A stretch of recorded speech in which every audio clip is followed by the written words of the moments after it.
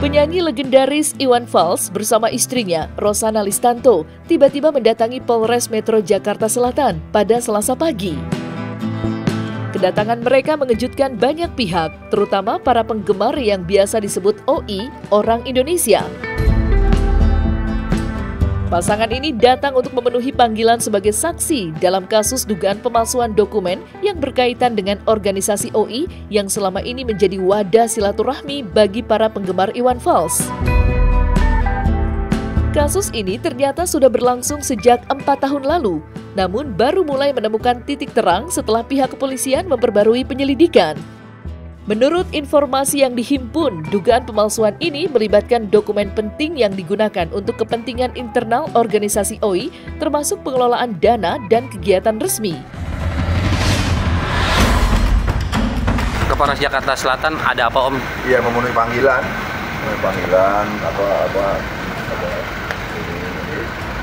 sehubungan dengan 4 tahun yang lalu ada kasus OI itu. Bukti tambahan apa gitu tadi di atas? Enggak ada. Iya. Di atas diperiksa apa, Mbak Ros? Ditanya-tanya kayak gitu sama juga sama dia. Berapa pertanyaan, Mbak Ros? Udah ada di jempol masing-masing. Ada berapa pertanyaan? Mungkin tadi di atas ada berapa pertanyaan dari penyidik masing. Mungkin Tante Yos berapa pertanyaan tadi? Banyak, tapi bisa dijawab semua. Om Iwan sendiri berapa pertanyaan? Waduh, berapa tadi itu? Berapa ya? 16 mungkin, 15. Mungkin perkembangannya sendiri seperti apa sih sehingga sepertinya masih terhambat gitu. Kalau dari pandangan Om Iwan. Ya tanyain. Enggak. Ya Om Iwan. Harapan aja dong. Harapannya sehat semuanya deh. Ya. Organisasi OI awalnya didirikan sebagai wadah bagi para penggemar Iwan Fals untuk berbagi inspirasi dan melakukan kegiatan sosial. Namun, statusnya kemudian berkembang menjadi organisasi masyarakat atau ormas yang resmi terdaftar di Kemenkumham. Perubahan ini menjadi salah satu alasan mengapa penyelidikan kasus dugaan pemalsuan dokumen Ormas OI yang diketahui sejak 2021 namun baru dilaporkan pada 2022 membutuhkan waktu lama untuk diproses.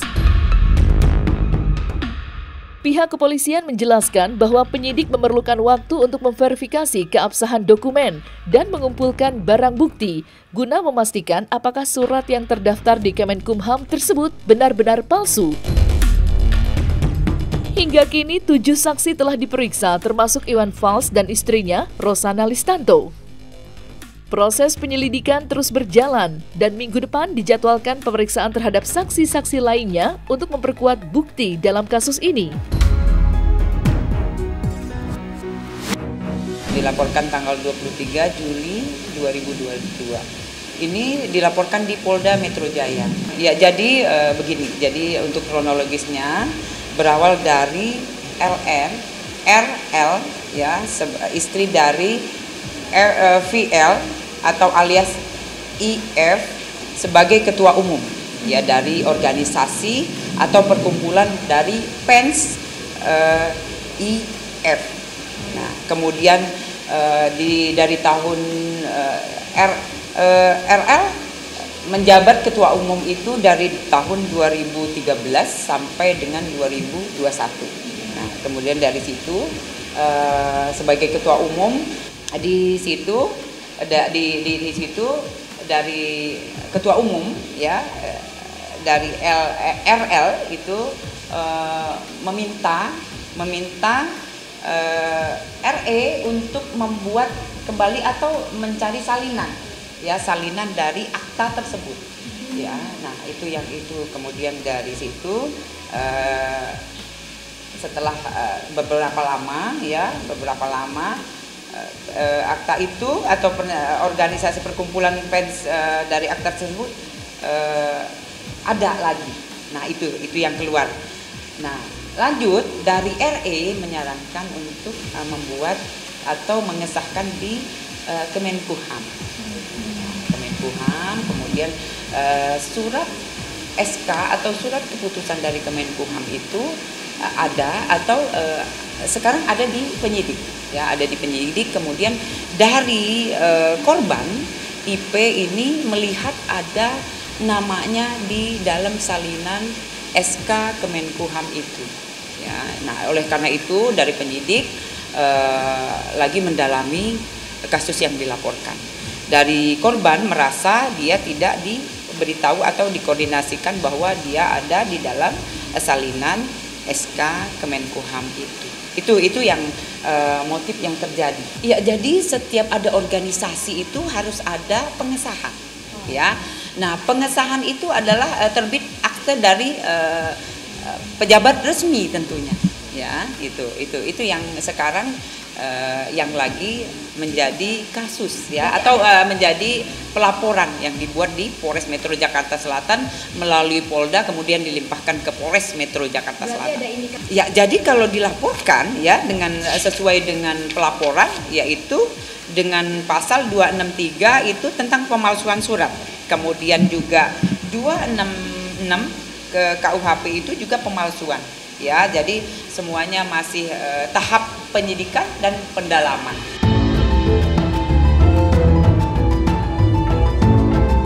Meski dikenal sebagai salah satu pendiri OI, Indra Boniparte atau IB merasa keberatan ketika namanya tercantum sebagai pengurus sekaligus ketua pengawas dalam dokumen resmi OI yang terdaftar di Kementerian Hukum dan HAM.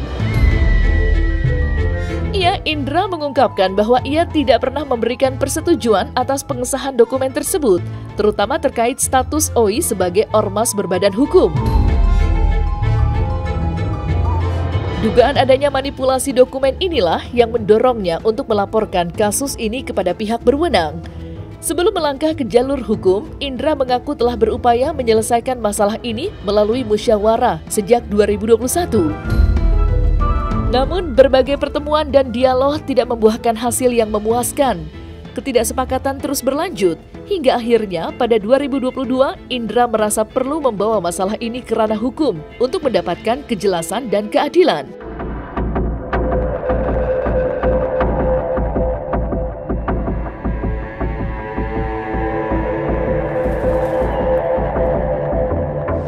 Mereka ini hanya pendiri. Kemudian dibentuk pengurus lain yang bukan di antara empat ini. Tahu-tahu di 2017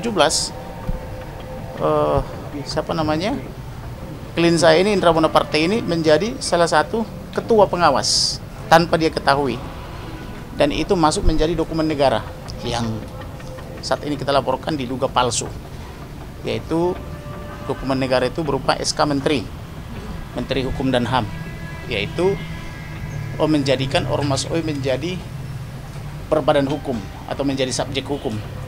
Tadinya itu dia hanya sebatas ormas yang terdaftar di Kesbangpol Mendagri. Kemudian kita surati juga ketua Ormas OI RL, dia bilang tidak tahu soal pemalsuan. Tetapi kita dapat dokumen elektronik berupa digital yang dia berpidato menyebut-nyebut objek diduga palsu itu. Artinya dia jawab secara tertulis dia tidak tahu, tetapi saya temukan video dia, karena sekarang kan apa yang kita ucapkan kan ada jejak digitalnya kan gitu. Dia bilang, oh sekarang Ormas OI sudah badan hukum berdasarkan SK Menteri nomor sekian. Sedangkan SK Menteri ini adalah yang diduga palsu. Sedangkan klien saya ketakutannya jangan sampai ini ada investasi bodong atau penipuan atau pemalsuan dokumen lainnya, nanti dia terseret-seret.